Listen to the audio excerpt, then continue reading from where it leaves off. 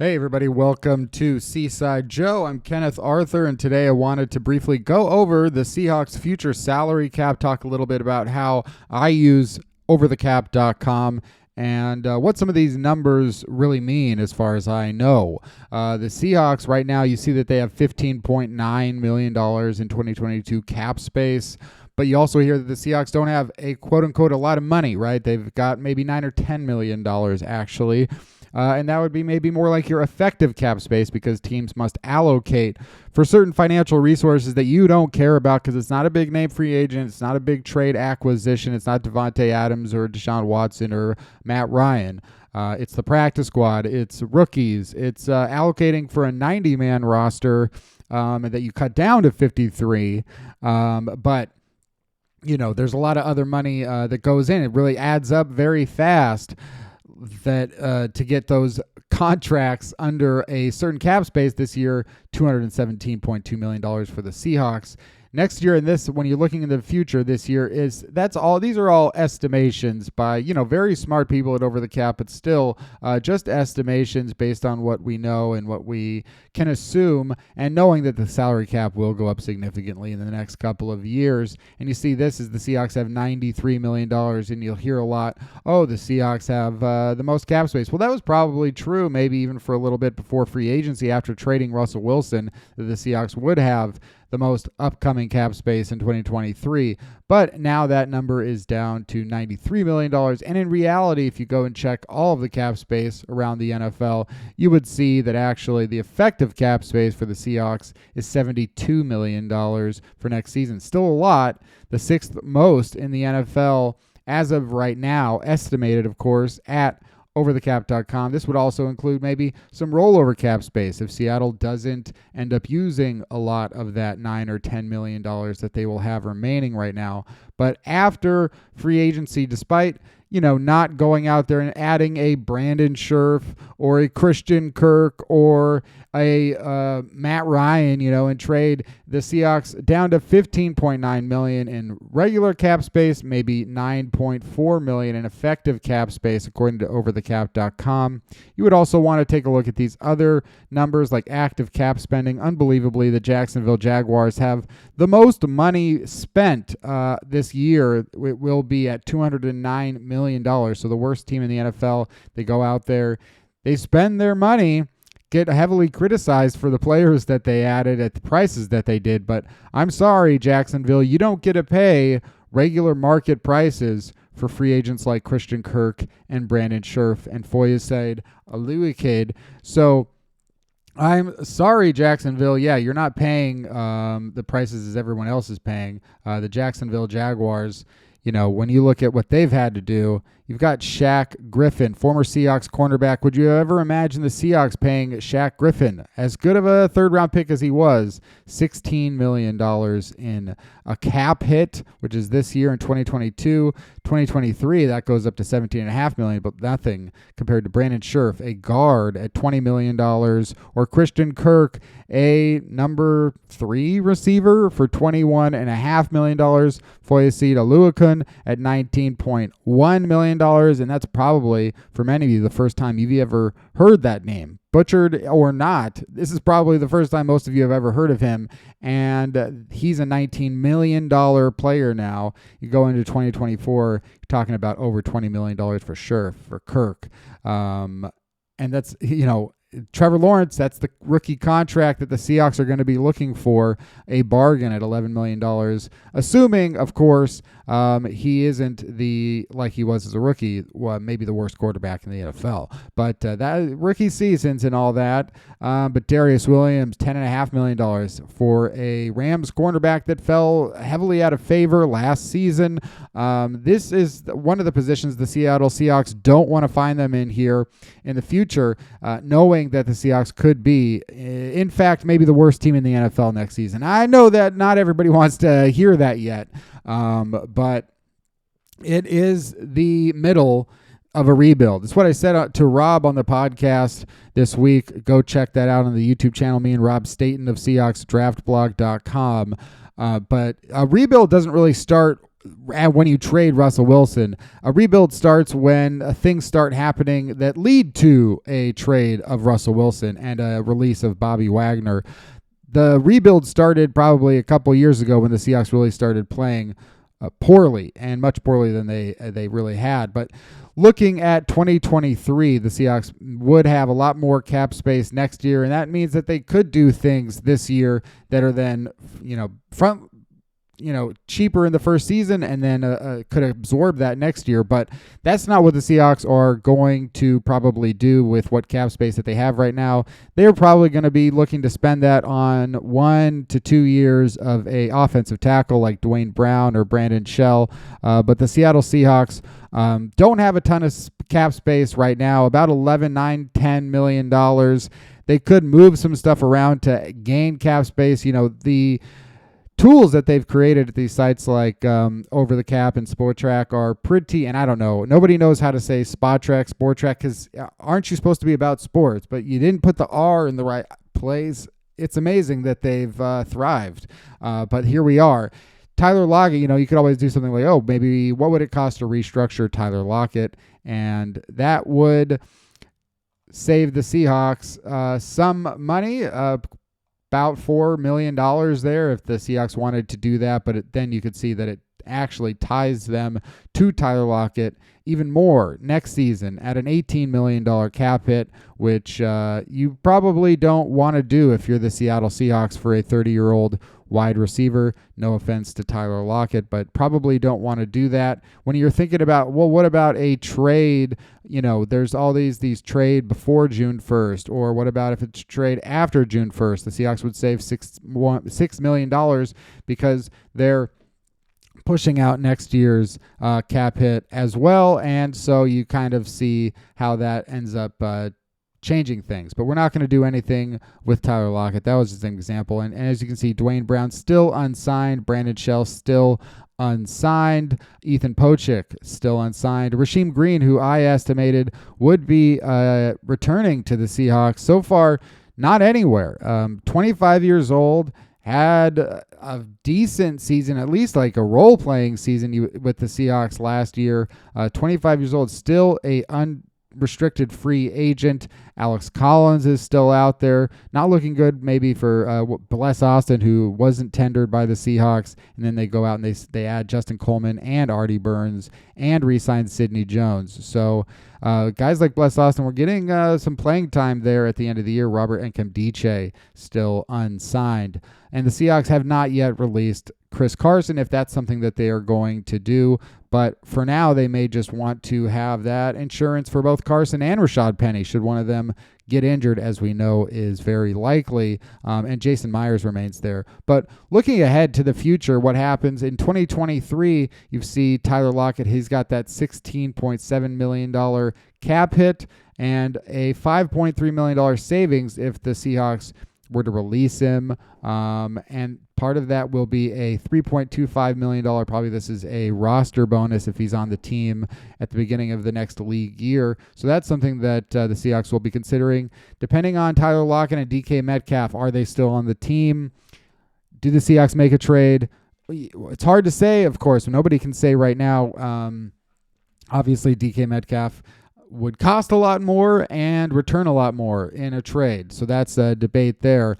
But for Tyler Lockett, you don't want to lock into this $16 million cap hit by restructuring him this year. You don't want to really touch that at all. So the Seahawks probably keep him on there. He's got a $9.7 million base salary, but Tyler Lockett is also signed through 2025. One of three Seahawks signed all the way through 2025, along with Jamal Adams and Michael Dixon. And we can almost guarantee that Michael Dixon will be on the roster at that point. But Jamal Adams, Tyler Lockett, maybe more questionable. If you look at 2024, which is when the Seahawks have, a bunch of cap space because most teams don't have a lot of money and players allocated to 2024.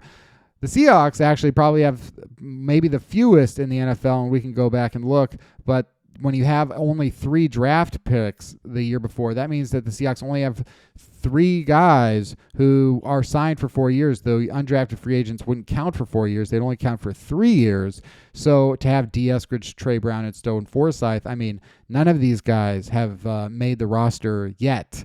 And that's just speaking for 2022. So this is 2024. Then the Seahawks have Tyler Lockett. It would be hard to imagine Tyler Lockett on the Seahawks in 3 seasons making $24 million. But then again, it's hard to imagine that Russell Wilson wouldn't be on the Seahawks, or the quarterbacks at this point would be making $50 million per season. You've got Jamal Adams at $23 million. That's an incredible cap hit for a strong safety, if that's in fact what Jamal Adams is making in 2024. Quandre Diggs at $15 million on the contract he just signed. Will Disley on $10 million on the contract he just signed. And then you've got Dixon. But Seahawks don't have a lot for 2024, and that's where, when you're talking about a DK Metcalf extension, you want to have options. So when you've got $175 million, and that's, again, this is an estimation, but when you've got only $80 million in liabilities, 3 of them, I mean, we're really just talking about 4 players, basically: Lockett, Adams, Diggs, and Disley. The Seahawks don't have anybody else locked in past next season, not this 2022 season, but they don't have anybody else locked past the next 2 seasons, right?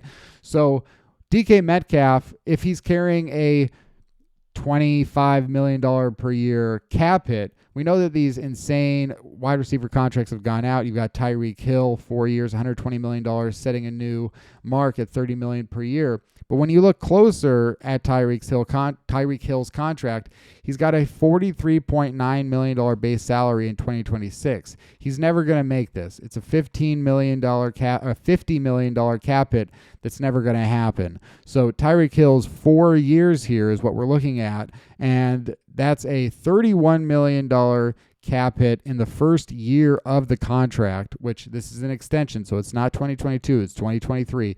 He's got a $31 million cap hit in the first year of the extension. Then that goes down to $24.8 million, and it goes back up to $28 million. And we can see that it is very likely that Tyreek Hill will be playing for the next 3 years on the Miami Dolphins. If things went horribly wrong in 2023, the Dolphins could either cut Tyreek Hill, but if the Dolphins need to save money on Tyreek next season, that's when all of a sudden you start getting into these tricky situations with restructures. And I don't know if Tyreek Hill he's not been added here. Oh, no, here he is. You've got that $31 million thing. If all of a sudden you need to restructure him to save $18.7 million next year, if you're the Dolphins, then you do that. Turn his base salary, or a lot of his base salary, into a signing bonus, which is what teams are doing when they restructure. You turn it into a signing bonus. Then what happens to bonuses? They get prorated, and then it becomes, instead of a big base salary where all of your base salary is counting against the salary cap, you're pushing that into the bonus category and spreading it out over more years in order to absorb and lower his cap hit. But what that does is it essentially makes him uncuttable or untradeable in 2024, and maybe pushes back that option until 2025. So you would only do that if you were very confident that someone like Tyreek Hill was going to continue to be one of the best receivers in the NFL, top 5, top 10 receivers in the NFL by the time 2024 comes around, and then, of course, 2025. Well, basically, you want to make sure he's there around 2025, and you're locking yourself into this $28 million cap hit for a wide receiver. So he better be really good. Devontae Adams, his $140 million contract, also has this crazy backloaded year that the Raiders are almost certainly never going to get involved with. But on his 5-year, $140 million contract, where this is all new years, he makes $8 million in the first year of the extension. Remember, Tyreek Hill's first year of extension, $31 million. And that was an extension, but in a contract like Devontae Adams, $8 million cap hit to start out. So if you were the Seahawks and you just wanted to make sure that DK Metcalf was never going to get away, which, of course, if you're the Seahawks, that's potentially what you want. unless the trade offers are crazy. This is the last year of his rookie contract. He makes $4.3 million, which is more than he's made in his entire career combined to date. So there's that part of it. And he's been a bargain, just like Russell Wilson was in 2012. He's been a bargain. But it's time to pay up, right? And if he signs an extension this year, it could change his cap hit this year. But what we'd really be looking at is, let's say it's a 4-year, $120 million contract, just like Tyreek Hill. But instead of it being $31 million in the first year, the Seahawks, maybe it's $8 million in the first year, like Devontae Adams, and then it jumps up to $30 million or $35 million. These are insane numbers in year 2, which would be 2024 in Metcalf's case, because this is the last year. But that's something that we know that the Seahawks can afford. Even if you're taking this down to $72 million in effective cap space in 2023, well, if you're giving DK Metcalf, say, $10 million in cap space in the first year, then that goes down to $62 million. And then the year after that, when you're looking at 2024, even if he's got a $30 million cap hit in 2024, well, look, Tyler Lockett's got a $24 million cap hit in 2024, and we might just assume that Tyler Lockett's not going to be on the Seahawks by then. And if he is traded or cut, $16 million that you aren't paying to the wide receiver position. So if you're paying $30 million to DK Metcalf, that's not a $30 million difference. It's a $15 or a $14 million difference if, in fact, the Seahawks aren't allocating all of this money to Tyler Lockett, which at age 32 is pretty improbable in my estimation. So when you think of it that way, it's like the Seahawks can't not pay. If they trade DK Metcalf now, you're essentially saying they're not going to pay DK Metcalf $30 million in 2024. They're also not going to pay Tyler Lockett $24 million in 2024. So that's $54 million. But why not have one player on the roster who's a receiver that's, a $30 or a $25 million receiver when you don't have any other receiving talent other than a guy who's turning 30? We don't know what D. Eskridge is. We don't know if the Seahawks will draft somebody, but DK Metcalf is the guy almost certainly probable to still be on the roster in 2024 as a wide receiver on a veteran contract on the Seahawks right now. So I think that when you look at it this way, it kind of makes the case even harder that the Seahawks need to extend DK Metcalf, because when you get this far down, when you only get 2 seasons down the line to 2024, you're probably not going to have Tyler Lockett on the roster anymore. Don't know if you're really going to have Jamal Adams on the roster anymore. Your best players here are over 31. It's like, who are you going to keep? Who the hell are the Seahawks going to keep if they're not going to extend DK Metcalf? Maybe Darrell Taylor, maybe Rashad Penny, maybe Sidney Jones has a really good season. There are a lot of options here. Jordan Brooks, there are a lot of options here. But at wide receiver, it's just DK Metcalf. So I think, and it is Tyler Lockett, but like, we're being realistic, with ages in the modern NFL, it doesn't happen. I've been saying this for a couple of years now, but the last 1,000-yard receiver over the age of 30 or over the age of 29, a guy in his 30s, over 1,000. I mean, we're talking about 2018 or 2019 with, I can't even remember, but it's like, the top over 29 receivers in the NFL last season were Marvin Jones, Cole Beasley. That's just where, it's Julio Jones, that AJ Green. Any of those guys really exciting you? Any of those guys really making you think that they're moving the needle wide receiver? And I nothing. Tyler Lockett, maybe he's built to play into his mid 30s as a starter. That's great, but even Larry Fitzgerald, once he turned 28, 29, he transformed as a wide receiver to extend his career by another 10 years, becoming a slot possession receiver. So what do you pay Tyler Lockett if that's what he becomes? And why aren't you paying somebody to be a number 1 wide receiver at that point? So DK Metcalf is Seattle's best opportunity to do that, and the cap space, it's like, it's not just that it's there and that it's in the future, and you can imagine what the amount of cap will total be. You could also argue that, hey, just because you can spend the money doesn't mean that you should avoid, say, 2 first-round picks if that's what a team is offering, for DK Metcalf. And yet I just think, well, what are you hoping that one of those picks turns into a great wide receiver?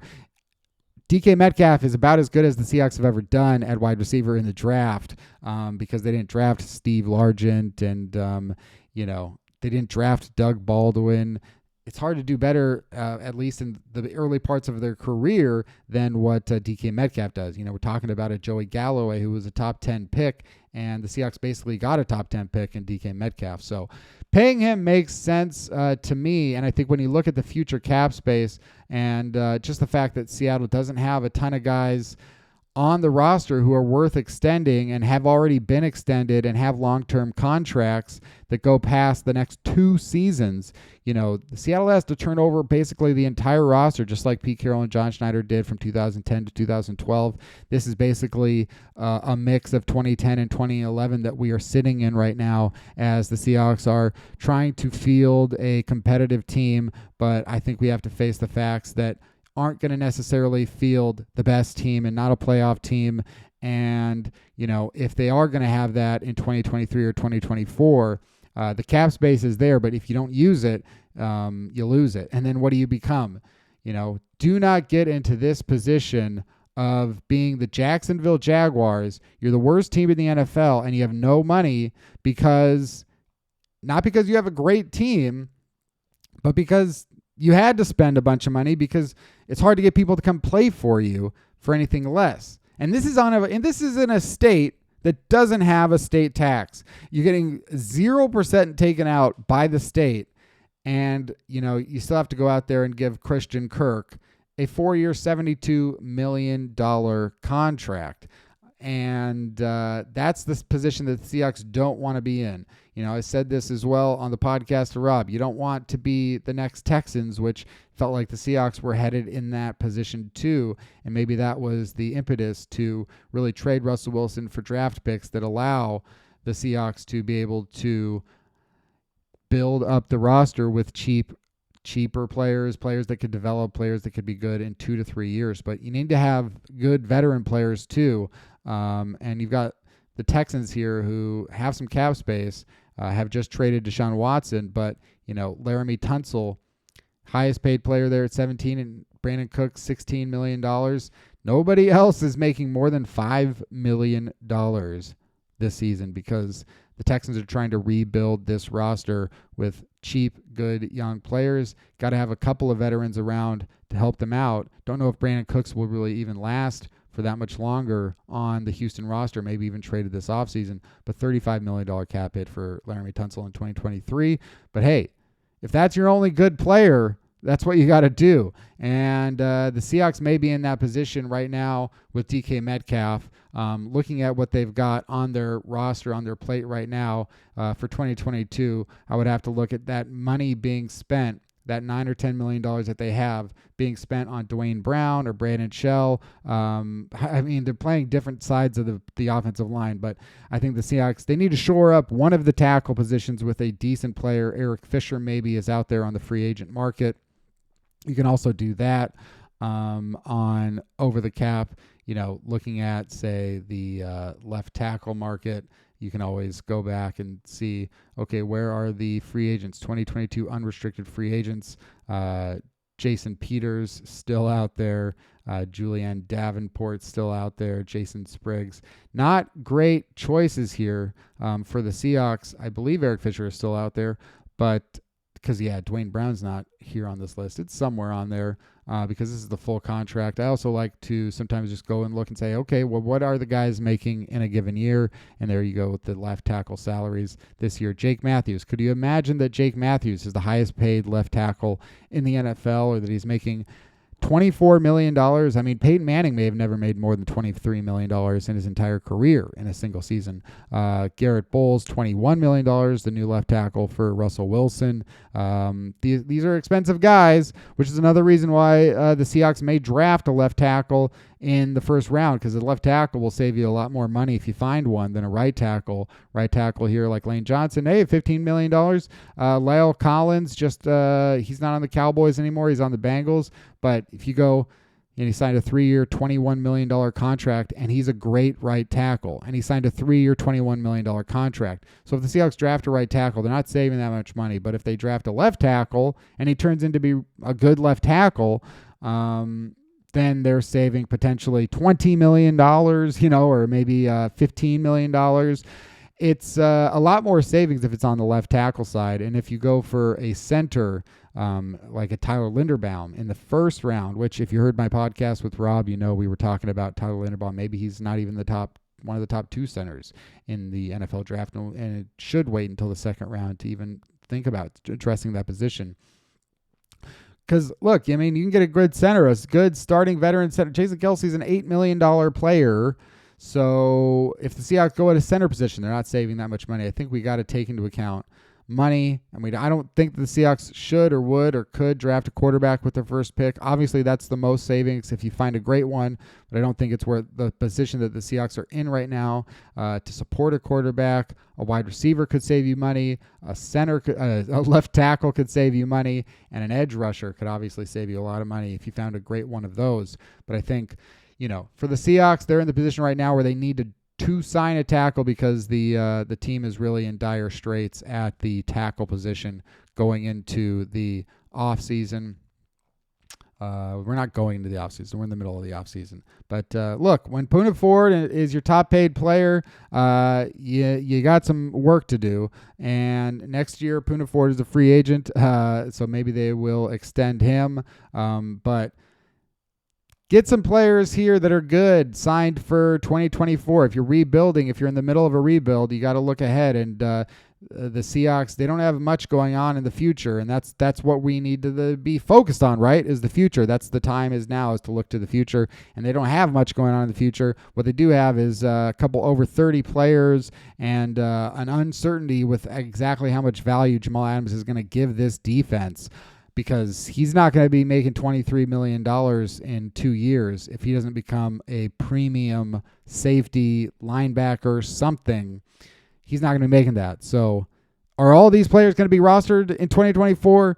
If not, maybe DK Metcalf won't want to sign with the Seahawks, but he would be a trade asset at least, right? So possibly what the Seahawks need to do here is use that money on DK Metcalf. That's it for this episode. Hey, you like this? Go to seasidejoe.substack.com, hit subscribe. We're going to go straight to the top of Substack's sports rankings, and we're just a small little Seahawks daily newsletter. Subscribe to that. Lots more coming up. Videos, podcasts, articles, draft previews, big boards, mock drafts, everything that I find interesting, I guess, about the Seahawks, and hopefully what you find interesting too.